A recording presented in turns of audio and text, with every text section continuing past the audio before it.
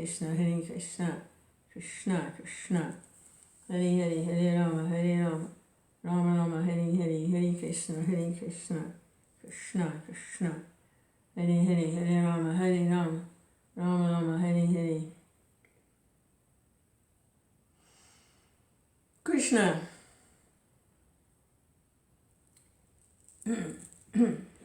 It's like on one side there's a carnival going on and it's temporary.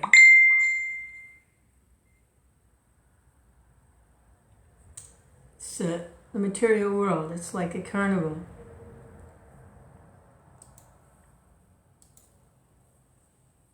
You know, the carnival is there temporarily. It's not that it doesn't exist, it's there. And people can go to it, a state fair, carnival. It's very exciting. There's lots of things to do, to eat, to experience, thrills and chills, win a Cupid doll, ride the roller coaster, and then it's over. The carnival moves on, and the people have to leave. It's the material world is like that. And there's a lot going on in there. It's very, very active. And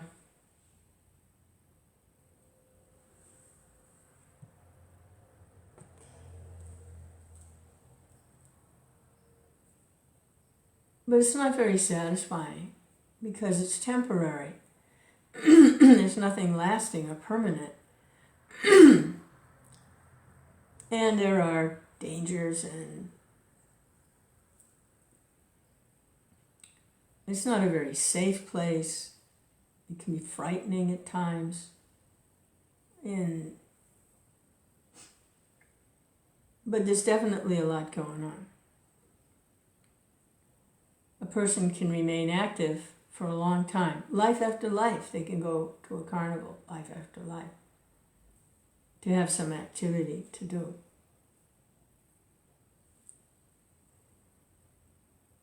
But they might get tired of it. Or they might, at some point, just... There was a song several years ago. Stop the world, I want to get off. Stop the world, I want to get off. Like a merry-go-round. Actually, it really is like a merry-go-round. If you look at a merry-go-round, it's like a reincarnation ride. You know, you can ride the giraffe, you can ride the tiger, you can ride the elephant, and it goes around and around and around, and it stops. And then, so you were a giraffe one time, now you can ride the elephant. You're riding around and around. So the merry-go-round really is like showing reincarnation. The carousel, the merry-go-round. So there was that song, Stop the world, I want to get off. I'm sick of the merry-go-round.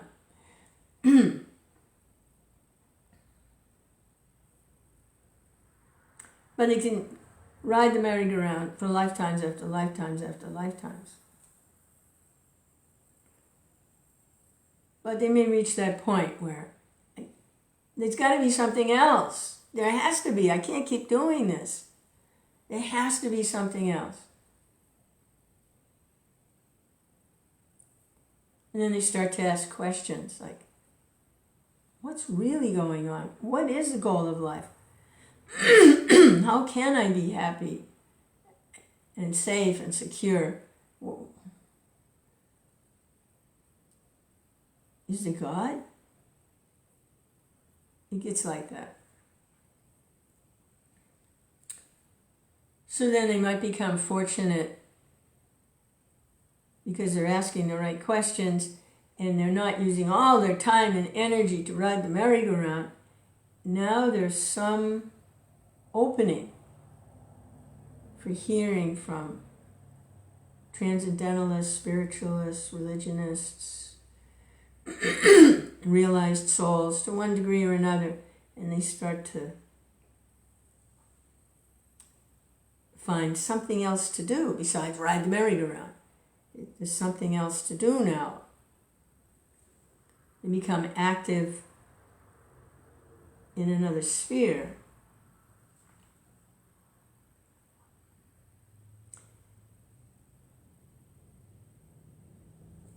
And at some point, they might realize that there's another carnival going on, a spiritual carnival that never ends. So it's not like a material, karna means flesh and body. It's not that kind. But there are spiritual forms, spiritual personalities, spiritual activities. And it's just as hectic.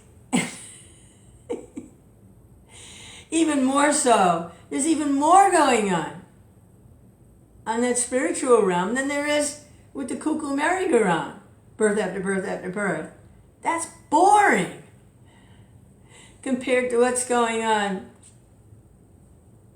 in this other sphere.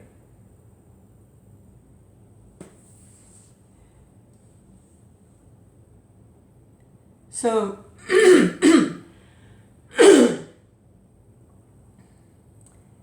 I've reached a point in my life where not only do I not want to be active in the material merry-go-round,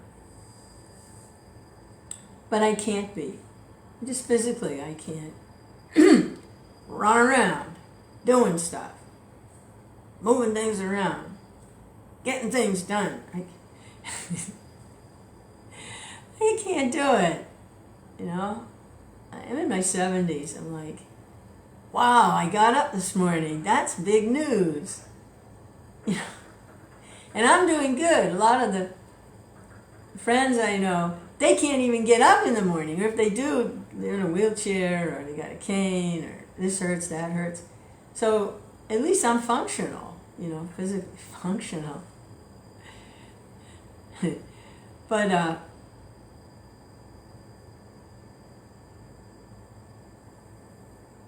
it's not like I'm not active. I'm just not active in that sphere. And I see this all the spiritual activities. And it's just overwhelming to kind of be at this juncture of being able to look into the spiritual world. And if you do that, you're there. Because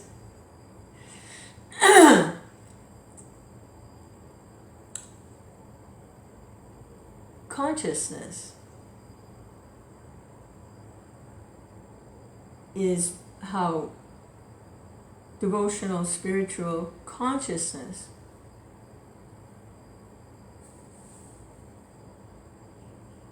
is what the spiritual world is made of. That's what it's made of. Eternity, knowledge, bliss.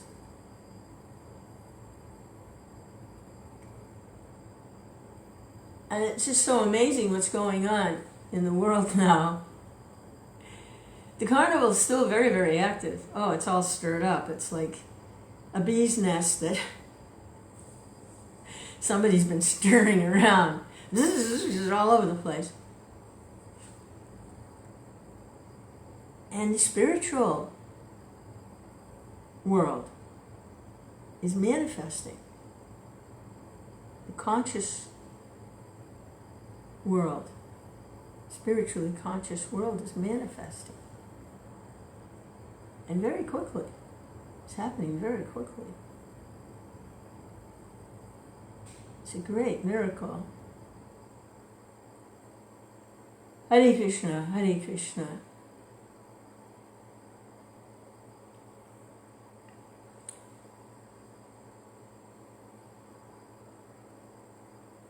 There's so many devotees who are very, very active, even more active than than the merry-go-round crowd in devotional service. Festivals and pandals and appearance days, disappearance days, Sunday programs, Monday programs, Wednesday programs, home programs. Now, because of, I have to be careful of the epidemic, online is just flooded with gurus and sannyasis and little people like me speaking out, Krishna, Krishna, Krishna, Krishna.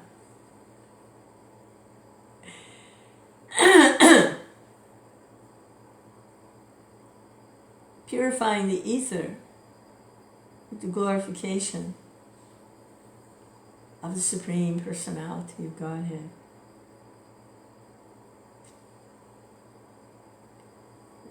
A.C. Bhaktivedanta Swami really set the ball in motion. He kick-started the whole program. He just kick-started it. He said, this is an emergency. This is an emergency.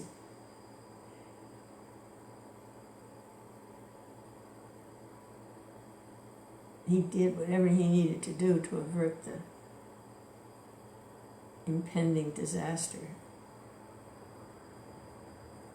Found an opening. Ran with it. Hare Krishna, Hare Krishna, Krishna Krishna. Hare Hare, Hare Rama, Hare Rama. Jai Srila Prabhupada, the touchdown king. And with that, I think I would like to read a little bit about Prabhupada's adventures. When he was trying to find an opening. Hey, Haribol. Hare Krishna. So this is Prabhupada's adventures before he left India. He's trying. He's given up on trying to do the family thing. Bhaktisiddhanta's institution is in shambles. Everybody's fighting over everything. They can't work together. It's been fractured into many different small preaching centers, but nobody can work with anybody. They even sold his printing press to pay for legal fees to fight with each other. So Prabhupada's determined to please his guru, understanding, having been given the blessings to carry on Bhaktisiddhanta's mood and desires as coming through disciplic succession. So, this is Prabhupada. A.C. Bhaktivedanta Swami Prabhupada.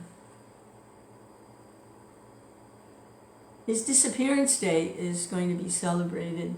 He disappeared in 1977 in the fall, and it's going to be celebrated on the 7th of this month all around the world, his disappearance.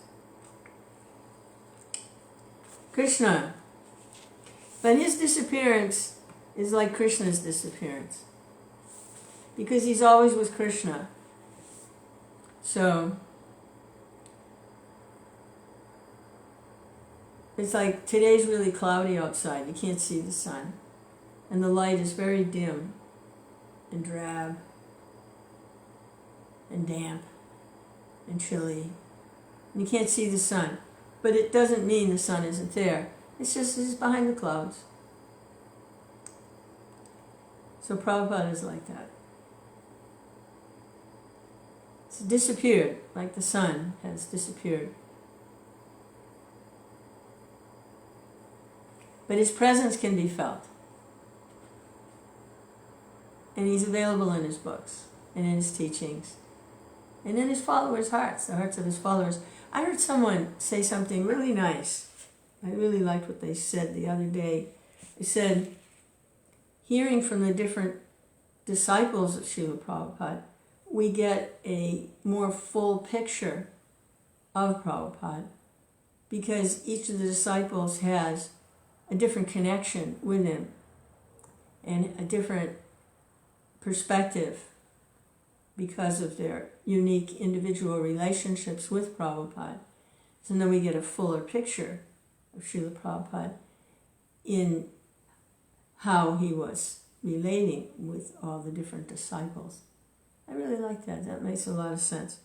So this biography is taken from accounts by different disciples, piecing together Prabhupada's activities. So this is in India. It's 50 something? Right around there. In his room in the Radha Memorial. Okay, so a very wealthy person has donated a whole compound with some wonderful buildings that weren't being used. It had been built as a memorial to someone, his wife, someone. And it was to be meant for worshiping the Lord. No one was using it. So many of, he's in Jhansi, and they really like him in Jhansi. Everyone's attracted. They want to help Prabhupada in Jhansi. And they've gone with him to this wealthy landowner and convinced him that they should let Abai use the properties and the buildings. So this is for preaching. Prabhupada's he's seeing the need for a society and to build a society. So in his room at the Radha Memorial, Abai would rise daily at 4 a.m., arouse his young neighbor Prabhupada Mishra. From 4 to 5, Abai would write. At 5, he would walk in the Antyatal area. At 5:30, bathe. Then chant Hare Krishna on his beads until 7, when he would hold a class on Chaitanya Charitamrita or Srimad Bhagavatam. Although Prabhupada Mishra was usually the only listener. At 8, he would return to his literary work, typing until after 10, when he would begin to prepare a meal. In the afternoon, he would go around Jhansi, meeting people and preaching, looking for anyone willing to take part in the League of Devotees. In the early evening, he would write until 7, when he would prepare for the kirtan and lecture, and he would hold at one of various places in the city, depending on where he was invited. Although Abai had no money for continuing back to Godhead, a well-established part of his preaching was to write essays, regardless of whether they were to be immediately published or not. He wrote a long essay, some 24,000 words, entitled Message of Godhead. He also wrote a series of chapters propounding the teachings of Bhagavad Gita, especially as they applied to world problems, and the science of devotion, a summary study of Sri Rupa's Bhakti Rasamrita Sindhu. On May 16, 1953, Abai held a grand opening celebration for the League of Devotees, with continuous readings, kirtan, and prasadam distribution from early morning until night. The buildings were decorated with leaves, flowers, and many earthen water pots. In the evening, when attendance was the greatest, Abai lectured from the 9th chapter of Bhagavad Gita on Rajaguya Yoga. Prabhupada Mishra conducted a fire sacrifice, and several Brahmins chanted mantras from Brahma Samhita. Guests received a 16-page perspective containing Abai's essay on the need for the League, and an excerpt from the charter explaining its goals. It was signed, Om Tat Sat, Abai Charanaravinda Bhaktivedanta, founder and secretary. The opening was a pleasant, auspicious event for the people of Jhansi, and hundreds gathered in the evening for Abhai's lecture. Dr. Sharma, a charter member of the League and editor of the Jhansi daily newspaper, had already publicized the event and was planning a write-up for the following day. The Gaudiya Patrika also reported on the opening. This is an excerpt from the newspaper. The editor of the local Theosophical Society, Sri Lakshminarayan Rajapali, was also present, although he holds different philosophical opinions from Bhaktivedanta Prabhu. He's very sympathetic with this movement. In the assembly, there were many people worth mentioning. The inauguration and establishing of deities will be done soon. The assembly will request Rajapati, Sri K.M. Munshi, to perform the inauguration ceremony. The center has been registered by the Society's Registration Act. Shri Bharati Bhavan is the name of the League's building, in which they have a lecture hall and a temple that resembles a palace. The assembly has many activities at the center, and there are also facilities for members to live there. Abhai felt confident that the Bharati Bhavan would now be established and recognized as the home of the League of Devotees. He was happy to see that the opening day was not merely his private affair, but an event celebrated by the most important citizens of Jhansi. His past was seeming further and further behind him each day. But one day, after he had been in Jhansi about 6 months, a telegram arrived, bringing him a startling reminder of his past connections. His business in Allahabad had been burglarized. His servants had stolen all his money and medicine and anything else of value. It had been a loss of 7,000 rupees. Prabhupada's sons are supposed to be taking care of this. Abhai read the news, laughed, and uttered the Bhagavatam verse. Yasyaham anagrinami harisyetad danam sanai tato danam janyasya swajana svitsuk dukitam. I think that's the verse that Prabhupada, when he saw that Krishna takes everything away. So he really took everything away.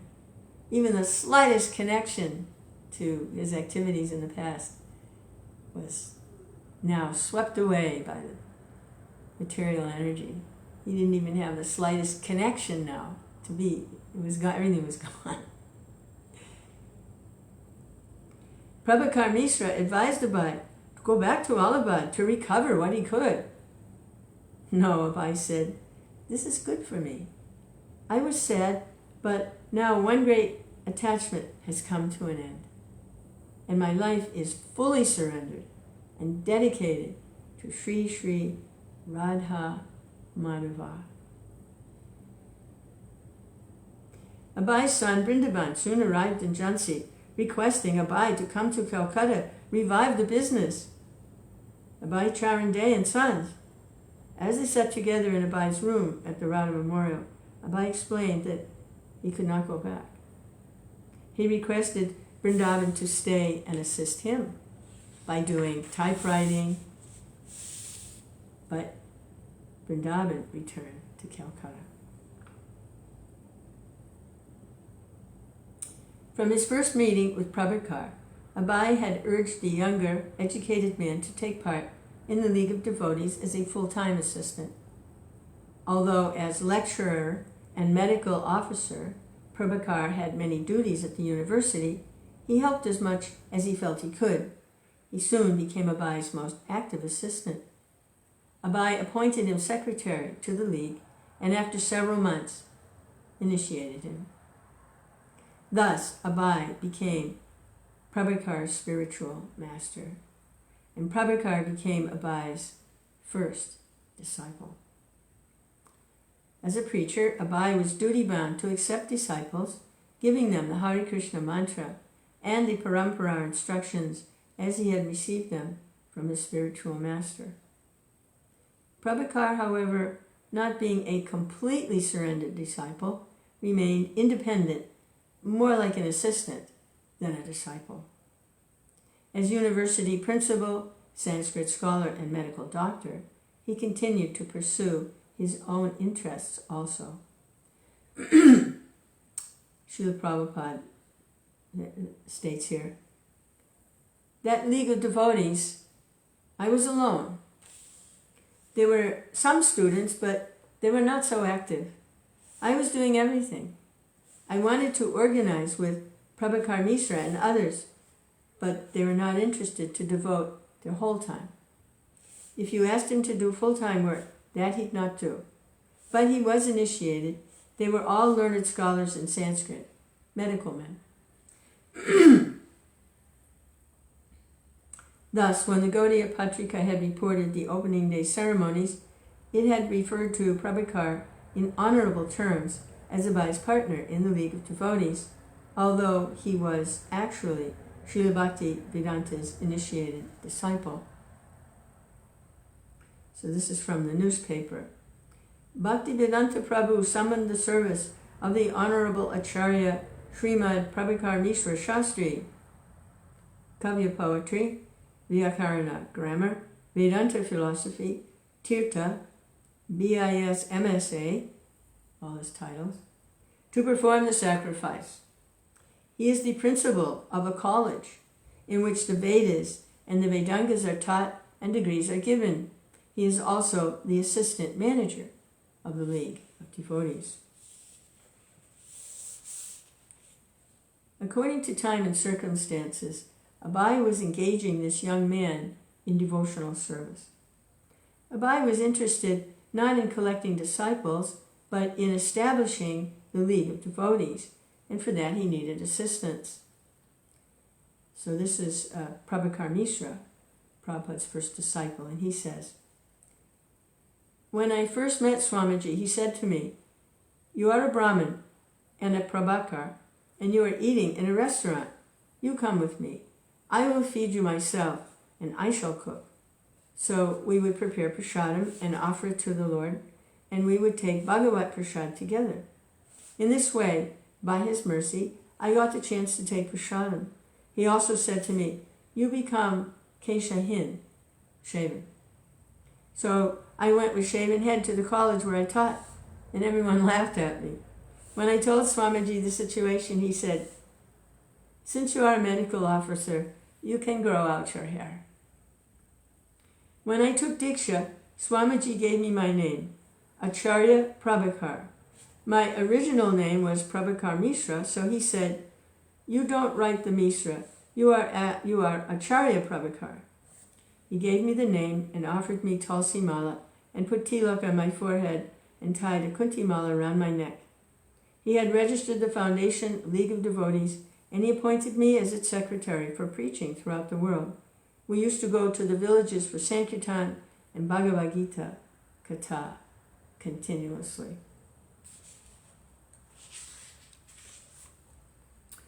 Abai started a Sankirtan movement in Jhansi. At first, accompanied only by Acharya Prabhakar, he used to walk about the neighborhood of Naibasti, chanting Hare Krishna. As he continued this practice, his group gradually increased until 50 people were gathering regularly to go out on parakram, chant together, and visit temples. Afterwards, they would gather at the Radha Memorial for an evening lecture. When Abai would go to preach in the nearby villages, he would usually be accompanied by whatever league members were free. Once he went with Acharya Prabhakar on Padayatra, traveling on foot and preaching to Chirgaon, some 20 miles from Jhansi. In Chirgaon, there lived a nationally known poet, Maithili Saran Gupta, who received Abai and his disciple at his home for dinner. Abai told his host that since he was an accomplished poet, he should write something glorifying Krishna, and the poet agreed. After preaching in Chirgaon, Abai and Prabhupada returned to Jhansi, spending one day in each of 5 villages along the way. At night, the villagers would gather, and Abai would lead kirtan. He explained to Prabhupada that although most of these simple farmers were not scholars, Bhagavad Gita or Bhagavatam, they could achieve the highest benefit simply by kirtan. Abai was well received by the villagers, who begged him to return soon, but to give them notice next time so they could prepare a proper reception. While preaching locally, Abai was simultaneously working to give an international scope to his League of Devotees. He wrote to government agencies asking him to help expand his genuine educational project, and he also tried to recruit preachers from amongst his friends. He wrote to an old college classmate, Rupan Mitra in Calcutta, inviting him to join in worldwide missionary activities. So this is from the letter to Rupa Mitra. My mission desires to train up 40 trainees, and I have asked help from the government for this useful educational purpose. I want that you may be one of the trainees in this regard, and you can ask Kartik Dada to join us in this spirit. You will know from the papers sent to you how we live and what we do, and thus you can make up your mind whether it is possible for you to join us. The first thing is that we want to train up some retired men in the Vanaprastha life and some young men in the Brahmachari life. I have no inclination for sannyas life, which is rather a difficult job for the fallen people of this age. So-called sannyasis in red garments have spoiled the good name of such order of life. Abai also asked Rupan, kindly let me know the charges of this advertisement in the English and vernacular papers of Calcutta. So this is the advertisement. He wanted to know how much it would cost to put this ad in different newspapers, in English and in vernacular. So the ad reads, title, Educational. Wanted, candidates from any nationality to qualify themselves as real Brahmins for preaching the teachings of Bhagavad Gita for all practical purposes throughout the whole world. Deserving candidates will be provided with free boarding and lodging. Apply. A.C. Bhaktivedanta, founder and secretary of the League of Devotees. Bharati Bhawan, Post Office, Jhansi, Uttar Pradesh. Hare Krishna. Abai wanted a deed stating that the Bharati Bhavan belonged to the League of Devotees. So Abai wanted a deed stating that the building, the temple there, belonged to the League of Devotees. He wanted a deed. So far he only had a promise. Thinking of Jhansi as a permanent headquarters, he wanted a written commitment. When he approached Reva Shankar Bayal for a deed of gift, Mr. Bayal gave Abai a form requesting him to pay 500 rupees to register the buildings. But since Abai had just suffered a loss of 7,000 rupees in Allahabad, and had recently spent 3,000 rupees in his preaching, much of it going towards the opening day festival, he found himself unable to raise even 500 rupees. Acharya Prabhupada, despite his academic position, had very little money and was being subsidized by his parents with 3 rupees a day. Most of Abai's congregation, especially the students, were in similar positions. Mr. Bayal's request for 500 rupees didn't seem urgent, nor did he say what would happen if Abai couldn't pay. But he soon made another request. So the owner of the building is now saying, Mr. Abai Charande should buy the Bharati Bhavan for 5,000 rupees. It was disconcerting. The generous gift had turned into a purchase offer. The people in town were already referring to the property as Abhay Bhaktivedanta's ashram, and the League of Devotees was printed in large letters across the wall of the compound. When pressed by Abhay's friends, Mr. Bayal assured them that Abhay could go on living there, but ultimately he would have to buy. Mr. Bayal said he would give the League of Devotees first consideration and a good price.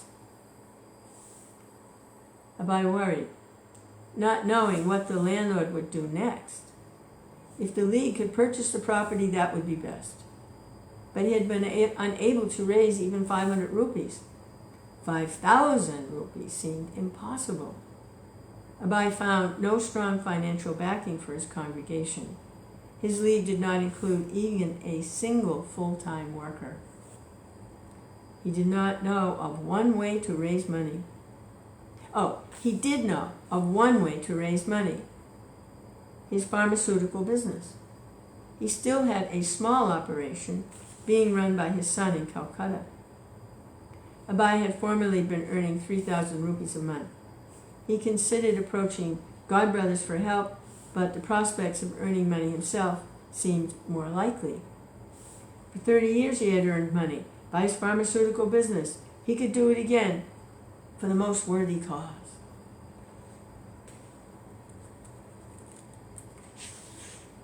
Wow, what a roller coaster ride. Prabhupada's got a taste for the preaching, but Krishna has some other idea. This is too small and local. Krishna wants worldwide. So, Krishna. It's a rather long section, but I can't stop here. I gotta keep going. It's a real spellbinder, isn't it? I mean, you're on the edge of your seat reading this. When he arrived in Calcutta in the spring of 1954, he was without money. He chose to live with his godbrothers at the Gaudiya Sangh in Chaitla, the same neighborhood his friend lived in. Since he had no money, the head of the ashram bore his expenses. Abhay gave daily discourses on Srimad Bhagavatam, which the Gaudiya Sangh brahmacharis highly appreciated. Krishna Kumar Brahmachari says, even after he left, his sweet, melodious voice would ring in my ears. He used to often express a desire to go abroad and preach. One of his sons was running a small business, Vimal Tone Laboratory, and thus supporting the family. Abhay knew that his wife would not be interested in his work in Jhansi. His son had been there, but had not been impressed. The family would see his preaching in Jhansi as a threat to their home life. Abhay, however, was sustaining himself by his vision, which was now taking practical shape, of a world reformed by Krishna consciousness. He even thought of opening a branch of the League of Devotees in Calcutta. But inevitably, he was plunged again into family responsibilities. Some of his children were still unmarried. Rent and bills had to be paid. Even if he were to develop the Vimaltone Laboratory, the family would demand whatever he earned, and even if he were to accede to their demands, live at home and give up preaching, the greatest difficulty would still remain. They weren't serious about devotional service, nor could he change them. What was the use of conducting a business if they would not be devotees? He visited his family, and the same old scene occurred. Local friends came to visit. Abhay began preaching, giving Bhagavad Gita classes, just as he had been doing in Jhansi. Meanwhile, his wife and the rest of the family would take tea in a separate room. Srila Prabhupada, he says here, I wanted as much as possible to get her to work with me in spreading Krishna consciousness, to get her help. She was determined. She wouldn't help me in spreading Krishna consciousness. So finally, after many years, I could understand. she would not be any assistance to me. She was very attached to drinking tea. I was always telling her not to drink tea because I wanted to have a nice Vaishnava family. So although I was repeating telling her this time I finally said, "You have to choose. It's me or tea. Either the tea goes or I go." In this way, I was even criticizing my own family. But because they were thinking I was the husband or father, they couldn't take my instructions seriously. So she replied, "Give up drinking tea? Or give up my husband? Well, I will have to give up my husband then." Of course, she thought he was joking.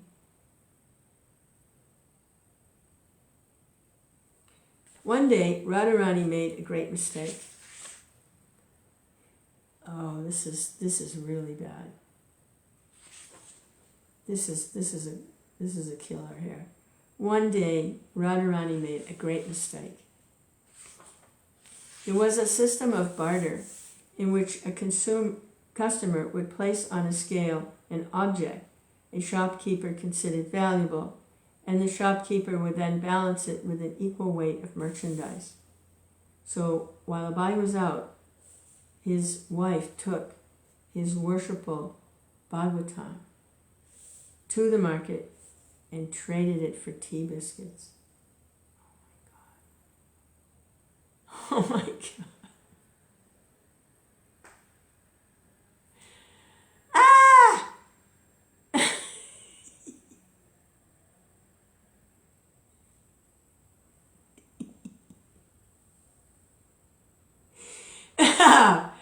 Whoa, sorry, but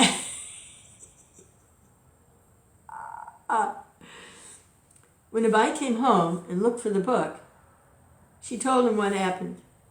She hadn't taken the matter very seriously. She was out of tea biscuits. Abai was shocked. At first he felt depressed. Then a wave of absolute resolution passed over him. Family life was finished.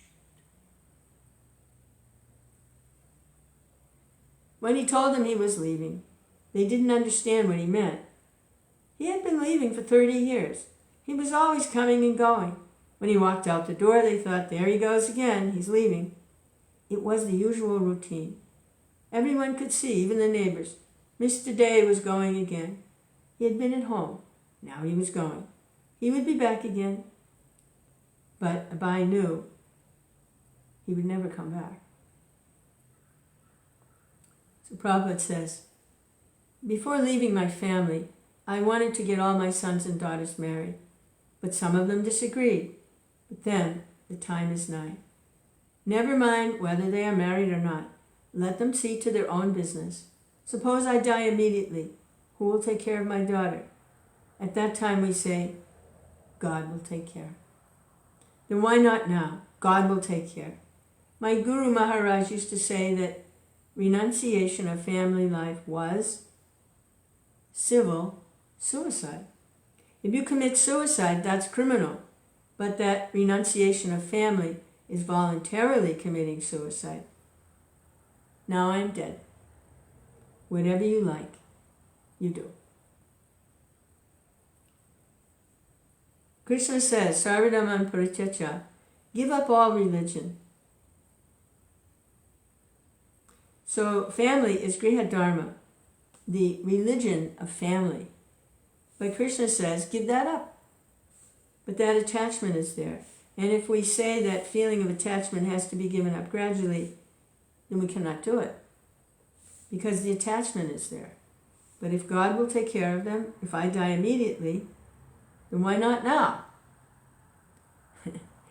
This is very reasonable. If I die immediately, who's going to take care of them? God. So why not now? Let him take care of them now, and I will die suicide. Hare Krishna, civil suicide. His spiritual emotions were so turbulent that he wasn't thinking of going to Jhansi. He wanted to take a train to anywhere. Then he remembered some old godbrother friends who were living in an ashram in Jhargram, only a short train ride south Calcutta. So he borrowed 10 rupees from a friend and bought a ticket to Jhargram. So literally, he has absolutely no money. He borrowed a few rupees so he could go. And his spiritual emotions were so turbulent, he didn't care where he went. He just wanted to go somewhere, anywhere. It was a small mat. When Abai arrived, he was welcomed by Paramahamsa Maharaj, Damodar Maharaj, and others. Paramahamsa Maharaj had been present when Abai had first met Bhaktisiddhanta Saraswati, and he remembered Abai as he looked then, dressed in white khadi, looking like a Gandhian anarchist. Abai explained to him, "I couldn't fulfill my family's needs, so now let me preach the message of Lord Chaitanya." Abai told him how his business had failed and how he had willingly left his family and was now destitute. Paramahamsa Maharaj says, when Abai arrived, he appeared very poor, starving. He had no means. He came alone to the mat, and when he arrived, he only chanted, Hare Krishna, nothing else.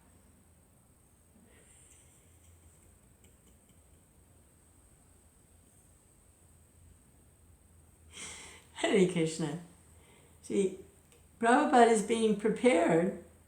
He's having these personal experiences so that when he does come to the West and people come to him who are destitute, he can relate. He can relate. Abai spent his time in Jhargram chanting the holy name and becoming settled in detachment from his family life. For several days he chanted japa almost continuously. Paramahamsa Maharaj would lecture in the evenings, and then Abai would also speak on Bhagavad Gita. That's when Prabhupada joined the temple. Did Prabhupada join the temple?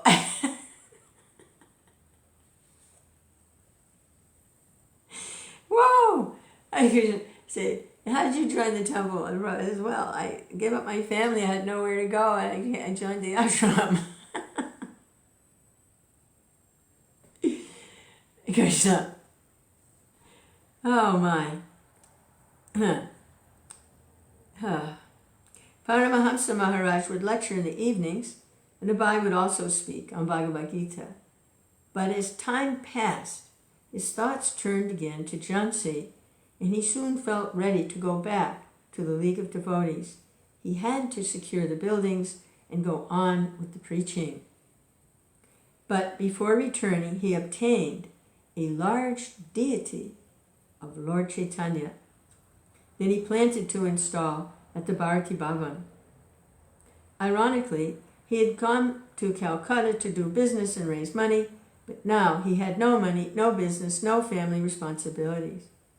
He had been married 36 years, and now at 58, he had fully taken to Vanaprastha order. Now he could dedicate his life fully to preaching Krishna consciousness.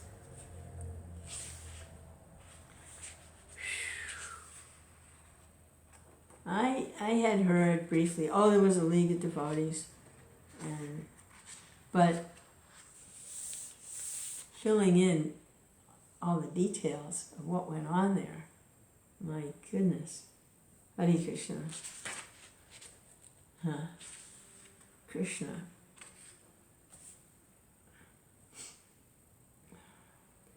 Well, I guess I'm going to have to stop here, because it's time to do some stuff. Hare Krishna.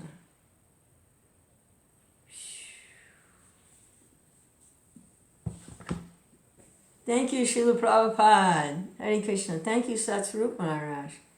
Wonderful, wonderful writing. Krishna. Hare Krishna, Hare Krishna, Krishna Krishna. Hare Hare, Hare Rama, Hare Rama. Rama Rama, Hare Hare, Hare Krishna, Hare Krishna.